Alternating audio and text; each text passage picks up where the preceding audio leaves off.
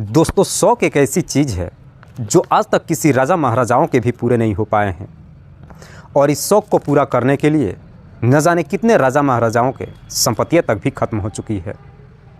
दरअसल आज की कहानी में एक महिला अपने शौक को पूरा करने के लिए एक ऐसे सफ़र पर निकल पड़ती है कि जिस वजह से एक दिन वो हमेशा के लिए इस दुनिया को छोड़कर चली जाती है। पर जब इसके पीछे की पूरी कहानी पुलिस को मालूम चलता है तो वाकई में इसे सुनने के बाद खुद पुलिस भी हैरान रह जाती है। नमस्कार, आदाब, मैं हसमुद्दीन और आप देख रहे हैं सफ़र क्राइम तक। आज की जो सच्ची घटना मैं आपको सुनाने वाला हूं, ये घटना है मध्य प्रदेश के भिंड ज़िले की। दरअसल भिंड ज़िले का एक गांव पड़ता है इंगुरी, और इसी इंगुरी गांव का रहने वाला है दशरथ भदौरिया, जो पेशे से एक किसान है। दशरथ के परिवार में उसकी पत्नी रीना के अलावा टोटल 3 बच्चे हैं जो अपने ही इलाके के स्कूल में पढ़ाई करते हैं। रीना, जिसकी उम्र है लगभग 30 साल, जो देखने में ठीक ठाक ही नहीं है बल्कि पढ़ी लिखी भी है। दशरथ, जो कि खेती किसानी करके जो भी अनाज निकालता है उससे अपने परिवार की पालन पोषण करता है और बड़ी मुश्किल से अपने परिवार के साथ गुजारा करता है। दरअसल एक दिन हर रोज़ की तरह दशरथ जब अपने खेत पर काम करने के लिए चला जाता है और दोपहर के वक्त जब अपने घर पे पहुंचता है तो देखता है कि उसकी पत्नी रीना घर पे मौजूद नहीं है। जब अपनी पत्नी के नंबर पे फ़ोन करता है तो रीना का नंबर भी स्विच ऑफ बताने लगता है। दरअसल दशरथ को लगता है कि शायद उसकी पत्नी आस पड़ोस में कहीं गई होगी, थोड़ी देर में वापस आ जाएगी। पर देर शाम तक जब इधर दशरथ के तीनों बच्चे भी स्कूल से आ जाते हैं और रीना जब घर पे नहीं पहुंचती है, अब दशरथ परेशान हो जाता है। उसके बाद से दशरथ अपनी पत्नी को हर जगहों पर ढूंढना शुरू कर देता है। जब उसका कहीं कुछ पता नहीं चलता है, उसके बाद से दशरथ के जितने भी जानने वाले लोग होते हैं सबके नंबरों पे फ़ोन करता है और अपनी पत्नी के बारे में पूछताछ करता है। पर बावजूद इसके रीना का कहीं कुछ पता नहीं चलता है और देखते ही देखते पूरी रात गुजर जाती है।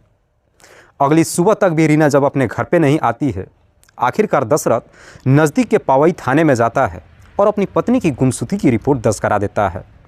पुलिस गुमशुदगी की रिपोर्ट दर्ज करने के बाद अपने स्तर से रीना को ढूंढना शुरू करती है, पर रीना का जब कहीं कुछ पता नहीं चलता है, उसके बाद से पुलिस अब रीना के बारे में पता लगाने के लिए उसके मोबाइल नंबर का कॉल डिटेल्स निकालती है। पर पुलिस जब उसके कॉल डिटेल्स को चेक करती है तो मालूम चलता है कि उसमें एक ऐसा नंबर था जिस पर रीना पिछले कई महीनों से लगातार बातचीत करते आ रही थी। पुलिस जब उस नंबर का डिटेल्स निकालती है तो मालूम चलता है कि वो नंबर किसी कुणाल पांडे के नाम पर रजिस्टर्ड है। दरअसल कुणाल, जो मूल रूप से मध्य प्रदेश के बनमौर शहर का रहने वाला है। पुलिस जब कुणाल के बारे में रीना के पति दशरथ से पूछताछ करती है तो कुणाल का नाम सुन करके दशरथ भी एकदम से चौंक जाता है। दरअसल दशरथ पुलिस वालों से कहता है कि साहब, मेरे पड़ोस में ही रहने वाला एक शुक्ला परिवार है जिनके घर कुणाल अक्सर आते जाते रहता था। मेरे घर पे भी आता था और मेरे भी परिवार वालों से बातचीत करता था। पुलिस कहती है कि क्या तुम्हारी पत्नी का कुणाल के साथ में अफेयर चल रहा था? इस पे दशरथ पुलिस वालों को जवाब देता है कि नहीं साहब, ये सब कुछ झूठ है। पुलिस कहती है कि दरअसल तुम्हारी पत्नी ने आखिरी बार कुणाल से ही बातचीत की है। इस पे दशरथ पुलिस वालों को जवाब देता है कि साहब, मुझे इस बारे में कुछ भी नहीं मालूम है। न जाने क्यों पुलिस को शक हो जाता है कि शायद कुणाल रीना के बारे में जानता होगा। इसीलिए पुलिस अब सच्चाई पता लगाने के लिए अपनी टीम के साथ बनमौर के रहने वाले कुणाल के घर पे पहुंच जाती है। पर पुलिस जब अपने टीम के साथ कुणाल के घर पे जाती है तो रीना वहीं पे मौजूद थी। पुलिस जब रीना को देखती है तो रीना के साथ साथ कुणाल को भी गिरफ्तार करके थाने में लेकर आ जाती है। और जब रीना से पूछताछ करती है तो रीना एक ऐसी बात बताती है जिसे सुनने के बाद खुद उसका पति दशरथ भी एकदम से चौंक जाता है। दरअसल इस कहानी की शुरुआत होती है घटना से लगभग 3 महीने पहले। दरअसल रीना के 3 बच्चे तो हो चुके हैं, लेकिन उसका पति इतना पैसा नहीं कमा पाता है जिससे रीना के सपने पूरे हो सके। करीब 3 महीने पहले कुणाल जब पहली बार शुक्ला परिवार से मिलने के लिए जाता है और जब बगल की रहने वाली रीना को देखता है तो उसे पहली नज़र में पसंद कर लेता है। उसके बाद से कुणाल जब भी शुक्ला परिवार के घर पे जाता है, कोई ना कोई बहाना बना करके रीना के भी घर पे चला जाता है, जिसकी वजह से कुणाल की रीना के पति दशरथ से भी जान पहचान हो जाती है और फिर उसके पूरे परिवार से बातचीत करने लगता है। हालांकि दशरथ के घर पे जब जाता है और रीना से जब बातचीत करता है तो बातों ही बातों में कुछ ऐसी बातें कह देता है जिसे सुनने के बाद रीना को भी समझने में देर नहीं लगता है कि कुणाल उसे पसंद करने लगा है। चूँकि रीना शादीशुदा थी, इसलिए चाह करके भी अपने कदम को आगे नहीं बढ़ा पाती है। पर जैसे ही इधर कुणाल 2-4 बार दशरथ के घर पे जाता है, एक दिन उसे मौका मिल जाता है और फिर मौका देखकर अपनी दिल की बात दशरथ की पत्नी रीना से कह देता है। दरअसल कुणाल जब रीना से अपने प्यार का इजहार करता है तब तक इधर रीना भी उसे पसंद करने लगी थी। जैसे ही अपने प्यार का इजहार करता है रीना भी उसके प्यार को एक्सेप्ट कर लेती है। उसके बाद से रीना और कुणाल के बीच में प्रेम प्रसंग शुरू हो जाता है। दरअसल कुणाल जो बनमौर से चल करके जब इधर शुक्ला परिवार के पास आता है, 1-2 दिन ठहरने के बाद वापस बनमौर चला जाता है, क्योंकि बनमौर में ही वो एक प्राइवेट कंपनी में नौकरी कर रहा था। उसके बाद से कुणाल और रीना अक्सर फ़ोन पे बातचीत तो करते हैं, लेकिन चाह करके भी एक दूसरे से मुलाकात नहीं कर पाते हैं। लेकिन जैसे ही 3 महीने का समय गुजरता है, आखिरकार एक दिन रीना फैसला कर लेती है कि उसके पति के पास उसके सपने पूरे नहीं हो सकते हैं। इसलिए एक दिन रीना जब कुणाल के पास फ़ोन करती है, उससे कहती है कि मैं तुम्हारे पास आना चाहती हूँ। उसके पास जाने के लिए जब कहती है, कुणाल कहता है फिर तुम्हारे पति का क्या होगा। इस पर रीना उसे जवाब देते हुए कहती है कि मैं अपने पति के साथ रहना ही नहीं चाहती हूँ, इसलिए मैं आगे की जीवन तुम्हारे साथ बिताना चाहती हूँ। कुणाल के पास जाने के लिए जब कहती है, कुणाल भी इसके लिए तैयार हो जाता है, लेकिन साथ ही साथ रीना को जवाब देता है कि मैं तुम्हें लेने के लिए नहीं आऊँगा, बल्कि तुम खुद ही गाड़ी पकड़कर मेरे पास आ जाओ। कुणाल जब उसे अपने पास रखने के लिए तैयार हो जाता है, आखिरकार एक दिन सुबह सुबह रीना अपने बच्चों को जब स्कूल भेज देती है, उसका पति भी जब खेतों पे काम करने के लिए चला जाता है, अपने घर का सारा सामान पैक करती है और सीधे बस स्टैंड पे पहुंच जाती है और वहां से बस पकड़ करके बनमौर पहुंच जाती है, जहां पे कुणाल पहले से अपनी बाइक लेकर उसका इंतज़ार कर रहा था। जब बस स्टैंड पे पहुंचती है, उसके बाद से कुणाल रीना को अपनी बाइक पे बिठाकर अपने कमरे पे लेकर चला जाता है। दरअसल रीना ये सारी कहानी पुलिस को बताने के बाद साथ साथ ये भी कहती है कि कुणाल मुझे ज़बरदस्ती अपने पास नहीं बुलाया था, बल्कि मैं अपने मर्जी से उसके साथ गई थी और आगे के जीवन भी मैं उसी के साथ बिताना चाहती हूँ। रीना जब ये सारी बातें पुलिस को बता देती है, उसके बाद से पुलिस भी कुणाल के साथ साथ रीना को भी छोड़ देती है। लेकिन इस बात की जानकारी जब रीना के पति दशरथ को मालूम चलता है, दशरथ अपनी पत्नी को काफ़ी समझाने की कोशिश करता है, लेकिन रीना अपने पति से भी साफ साफ कह देती है कि आज के बाद से ना तो तुमसे और ना ही तुम्हारे बच्चों से मुझे कोई वास्ता है। उसके बाद से रीना कुणाल के साथ वापस चली जाती है। हालांकि दशरथ जब इस बारे में पुलिस वालों से बातचीत करता है, तो पुलिस भी दशरथ को समझाते हुए कहती है कि अगर तुम्हें तुम्हारी पत्नी चाहिए तो तुम कोर्ट का दरवाज़ा खटखटाओ। रीना जब कुणाल के साथ वापस चली जाती है, उसके बाद से दशरथ भी ना तो कोर्ट के पास जाता है और ना ही कोई शिकायत करता है, बल्कि अपने तीनों बच्चों को अपने ससुराल इटावा में भेज देता है। उसके बाद से अपनी पत्नी से भी नाता तोड़ लेता है। इधर रीना जब कुणाल के साथ वापस बनमौर में आ जाती है, कुणाल रीना को लेकर आ तो जाता है, पर उससे शादी नहीं करता है, बल्कि दोनों ही लिविंग रिलेशनशिप में रहने लगते हैं। रीना जब कुणाल के पास आती है, कुछ दिनों तक तो ठीक ठाक रहती है, पर जैसे ही कुछ महीने का समय गुजरता है, कहीं ना कहीं अब कुणाल का भी रीना से मन भर जाता है।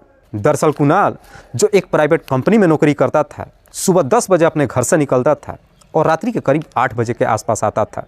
तब तक इधर रीना जो घर में अकेले ही पड़ी रहती थी। कुणाल के पास रहने के बावजूद भी अब रीना को ये एहसास होने लगता है कि कुणाल भी उसके सपनों को पूरा नहीं कर सकता है। अब रीना को समझ में नहीं आता है कि आखिरकार वो आगे करे तो करे क्या। दरअसल रीना जो चाह करके भी ना तो अपने पति से बात कर सकती थी और ना ही वापस अपने पति के पास आ सकती थी। दिन भर जब अकेले घर में रहने लगती है, उसके दिमाग में तरह तरह का ख्याल आने लगता है। दरअसल एक दिन रीना जब अपना मन बहलाने के लिए मार्केट में जाती है, तो मार्केट में ही उसकी मुलाकात एक ऑटो चालक से होती है, जिसका नाम है सुरेंद्र धाकड़। सुरेंद्र जो कि मूल रूप से ग्वालियर शहर का रहने वाला है। दरअसल सुरेंद्र के ही ऑटो में बैठ करके रीना जब मार्केट में जाती है, उसी ऑटो के अंदर पहली बार सुरेंद्र और रीना के बीच में भी बातचीत का सिलसिला शुरू होता है। सुरेंद्र जो ज़्यादा पढ़ा लिखा तो नहीं था, लेकिन बातें काफ़ी अच्छी कर रहा था। दरअसल सुरेंद्र रीना से इस प्रकार से बातचीत करता है कि रीना को भी उसकी बातें पसंद आ जाती है। हालांकि रीना जब वहाँ से अपने घर के लिए निकलती है, तो सुरेंद्र का नंबर भी ले लेती है और जब सुरेंद्र का मोबाइल नंबर मिल जाता है, एक दिन उसके नंबर पे फ़ोन भी करती है और जैसे ही फ़ोन करती है, उसके बाद से सुरेंद्र और रीना के बीच में बातचीत का सिलसिला शुरू हो जाता है और आखिरकार बातचीत करते करते रीना और सुरेंद्र के बीच में भी प्रेम प्रसंग शुरू हो जाता है। लेकिन रीना का जब सुरेंद्र के साथ में प्रेम प्रसंग शुरू होता है, तो सुरेंद्र से अपनी पूरी कहानी बता देती है। रीना की सारी कहानी सुनने के बाद सुरेंद्र को भी कहीं ना कहीं रीना के ऊपर तरस आ जाता है। इसलिए एक दिन सुरेंद्र रीना से कहता है कि तुम मेरे पास आ जाओ। सुरेंद्र रीना को जब अपने पास बुलाने के लिए कहता है, रीना आगे पीछे कुछ भी नहीं सोचती है और उसके साथ जाने के लिए तैयार हो जाती है। हालांकि रीना का जब सुरेंद्र के साथ में प्रेम प्रसंग शुरू होता है, इस बात की जानकारी कुणाल को कभी नहीं मालूम चलता है और आखिरकार एक दिन रीना कुणाल को भी बिना कुछ बताए सुरेंद्र के पास चली जाती है। उसके बाद से सुरेंद्र रीना को लेकर इसी ग्वालियर के शिलानगर अपने कमरे पे चला जाता है। उसके बाद से दोनों एक साथ ही रहने लगते हैं। लेकिन इधर रीना कुणाल को छोड़कर जब सुरेंद्र के पास चली जाती है, तब इस बात की जानकारी कुणाल को भी मालूम चल जाता है। दरअसल उसके बाद से कुणाल रीना के पास जाता है और उसे समझा बुझाकर अपने पास भी वापस लाने की कोशिश करता है, लेकिन रीना उसके पास आने के लिए तैयार नहीं होती है। रीना जब सुरेंद्र के पास चली जाती है, सुरेंद्र भी रीना से शादी नहीं करता है, बल्कि दोनों बिना शादी के ही लिविंग रिलेशनशिप में रहने लगते हैं और सुरेंद्र और रीना के बीच में भी अवैध संबंध बन जाता है। शुरू में रीना का सुरेंद्र के साथ भी तो बिल्कुल ठीक लगता है, पर जैसे ही कुछ महीनों का समय गुजरता है, आखिरकार अब सुरेंद्र का भी रीना से मन भर जाता है। दरअसल उसके बाद से अब सुरेंद्र रीना को पैसा देना भी बंद कर देता है, जिसकी वजह से रीना की माली हालत काफ़ी ख़राब हो जाती है। दरअसल रीना इस प्रकार से पैसों की मोहताज हो जाती है कि वो चाह करके कुछ खरीद भी नहीं पाती है। दरअसल इधर रीना का बड़ा बेटा आदर्श, जो लगभग 14 साल का हो चुका था, रीना अपने बेटे से भी बातचीत करने लगती है और बिना अपने पति दशरथ को बताए हुए ही आदर्श को अपने पास बुला लेती है और फिर सुरेंद्र के साथ रहने लगती है। रीना का बेटा आदर्श भी जब उसके पास आ जाता है, उसके बाद से सुरेंद्र आदर्श को भी बगल की एक दुकान में काम लगवा देता है, जहाँ पे आदर्श भी थोड़े बहुत पैसे कमाने लगता है। हालांकि आदर्श ही जो पैसा कमाता है, वो पैसा लाकर अपनी माँ को देता है, जिससे रीना अपने शौक़ को पूरा करती है। दरअसल रीना को जब पूरा यकीन हो जाता है कि सुरेंद्र भी अब उसके शौक़ को पूरा नहीं कर सकता है, आखिरकार एक दिन रीना फिर से कुणाल से बातचीत करती है और जब उसके पास वापस आने के लिए कहती है, कुणाल इसके लिए तैयार हो जाता है। लेकिन जब कुणाल से बातचीत करना शुरू करती है, इस बात की जानकारी सुरेंद्र को मालूम चल जाता है और सुरेंद्र रीना को काफ़ी समझाने की कोशिश करता है कि तुम कुणाल से बातचीत मत करो, लेकिन रीना सुरेंद्र की बात मानने के लिए तैयार नहीं होती है। दरअसल 18 फरवरी को दोपहर के करीब 1 बजे के आसपास कुणाल रीना से मुलाकात करने के लिए सुरेंद्र के कमरे पर चला जाता है। उस वक्त सुरेंद्र जो अपना ऑटो लेकर के जा चुका था और रीना का बेटा आदर्श भी जो अपने काम पे जा चुका था। लेकिन जैसे ही इधर कुणाल रीना से मुलाकात करने के लिए उसके कमरे पे जाता है, ठीक उसके 1 घंटे के बाद करीब 2 बजे के आसपास सुरेंद्र भी अपनी ऑटो लेकर कमरे पे पहुंच जाता है और जब अपने घर पे जाता है और कमरे के अंदर कुणाल और रीना को एक दूसरे से बातचीत करते हुए देखता है, तो देख करके उसका गुस्सा 7वें आसमान पर चढ़ जाता है। अपने कमरे के अंदर कुणाल को जब देखता है, उसे फटकार लगाकर अपने घर से बाहर निकाल देता है और फिर रीना को समझाने की कोशिश करता है। इसी बात को लेकर दोनों के बीच में झगड़े तकरार शुरू हो जाता है और जब झगड़े तकरार शुरू होता है तो रीना भी साफ साफ कह देती है कि आज के बाद से मैं तुम्हारे साथ नहीं रहूँगी। दरअसल आज ही मैं अपने बेटे को लेकर कुणाल के पास जा रही हूँ। रीना जब अपना फाइनली फैसला सुना देती है, इधर सुरेंद्र को भी जब पूरा यकीन हो जाता है कि रीना उसकी बात नहीं मानने वाली है, आखिरकार सुरेंद्र गुस्से में आकर उसकी साड़ी से ही रीना के गले में लपेटकर तब तक जोर से खींचता है जब तक रीना की सांसें नहीं रुक जाती है। रीना की जब मौत हो जाती है, उसके बाद से सुरेंद्र उसकी डेड बॉडी को कमरे में ही छोड़ करके ऑटो लेकर के बाहर निकल जाता है और सीधे रीना के बेटे आदर्श की दुकान पर चला जाता है। रात्रि के करीब 9 बजे के आसपास आदर्श को लेकर जब अपने कमरे पर जाता है और जब दोनों ही देखते हैं कि रीना मर चुकी है, ये देख करके सुरेंद्र भी चीख चीख करके रोने लगता है। दरअसल उसके बाद से सुरेंद्र एक एम्बुलेंस को बुक करता है और उसी एम्बुलेंस में रीना की डेड बॉडी को रखकर उसके बेटे आदर्श को उसके पति दशरथ के पास भेज देता है। इधर आदर्श जब अपनी मां की डेड बॉडी को लेकर के अपने पिता दशरथ के पास पहुंचता है और दशरथ जब अपनी पत्नी की डेड बॉडी को देखता है तो उसके गले के निशान को देख करके दशरथ को शक हो जाता है। दरअसल दशरथ को यह लगता है कि उसकी पत्नी की नॉर्मल मौत नहीं हुई है, बल्कि उसकी हत्या की गई है। इसीलिए दशरथ इस बात की जानकारी पवई थाने में दे देता है। इधर पुलिस भी जब रीना की डेड बॉडी को देखती है तो पुलिस को भी लगता है कि वाकई में रीना की हत्या की गई है। लेकिन पवई थाने के पुलिस दशरथ से कहती है कि ये मामला यहाँ का नहीं बल्कि ग्वालियर का है। तुम अपनी पत्नी की डेड बॉडी को लेकर ग्वालियर में जाओ और ग्वालियर की थाने से कांटेक्ट करो। दशरथ भी पवई थाने की पुलिस की बात मान लेता है और फिर अपनी पत्नी की डेड बॉडी को लेकर के ग्वालियर में जाता है और ग्वालियर की थाने से कांटेक्ट करता है। पुलिस जब उस डेड बॉडी को देखती है तो डेड बॉडी को अपने कब्जे में लेकर पोस्टमार्टम के लिए भेज देती है। और जब उसकी पोस्टमार्टम रिपोर्ट आती है तो रिपोर्ट से ये साफ क्लियर हो जाता है कि रीना की दम घुटने की वजह से मौत हुई है। पुलिस को जब इस तरह की रिपोर्ट मिल जाती है उसके बाद से पुलिस अब अपनी टीम के साथ सुरेंद्र के घर पे जाती है और फिर सुरेंद्र को गिरफ्तार कर लेती है। पुलिस जब सुरेंद्र से इस हत्या के बारे में पूछताछ करती है तो सुरेंद्र भी बिना किसी शक्ति दबाव के तुरंत ही अपनी सच्चाई कबूल कर लेता है। हालांकि सुरेंद्र जब इस हत्या की अपनी सच्चाई कबूल कर लेता है उसके बाद से पुलिस उसे अगले दिन जिला अदालत में पेश करती है, जहां से उसे जेल भेज दिया जाता है।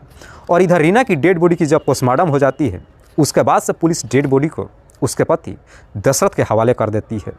उसके बाद से दशरथ अपनी पत्नी की डेड बॉडी को लेकर के इंगुरी गांव में आता है और फिर अपने ही गांव में ही अपनी पत्नी की अंतिम संस्कार कर देता है। दोस्तों, इस पूरी घटना के बारे में आप क्या सोचते हैं? आप अपनी राय हमें कमेंट बॉक्स में ज़रूर दीजिएगा। जाते जाते मैं आपको बता दूं कि कुछ मेरे व्यूअर्स हैं जो रोज़ाना मेरे इस वीडियो को देखते ही नहीं हैं, बल्कि अपना कीमती समय निकाल कर मुझे अपना प्यार भी देते हैं। जिनमें से एक का नाम है मनोज मिश्रा। मनोज मिश्रा जो वैसे आसाम तामुलपुर के रहने वाले हैं, लेकिन बेंगलोर में रह कर के नौकरी करते हैं और वहीं से मेरी इस वीडियो को देखते हैं। दूसरे मेरे व्यूअर हैं मोहम्मद इसराफिल। मोहम्मद इसराफिल जो कलकत्ता के रहने वाले हैं। तीसरे मेरे व्यूअर हैं अनिल उपाध्याय। अनिल उपाध्याय जो बिहार प्रदेश के रहने वाले हैं। चौथे मेरे व्यूअर हैं हिरेंद्र प्रताप सिंह। हिरेंद्र प्रताप सिंह जो अपना एड्रेस नहीं दिए हुए हैं। लास्ट मेरे व्यूअर हैं लाला राम जाट। लाला राम जाट की पत्नी का नाम है संतोष। दरअसल लाला राम का एक बेटा है जिनका नाम है योगेश। दरअसल लाला राम जो जिला जयपुर राजस्थान प्रदेश के रहने वाले हैं। मैं आप तमाम व्यूअर्स को तहे दिल से शुक्रिया अदा करता हूं। कल फिर मिलते हैं एक और नई सच्ची घटना के साथ। तब तक के लिए जय हिंद, जय भारत।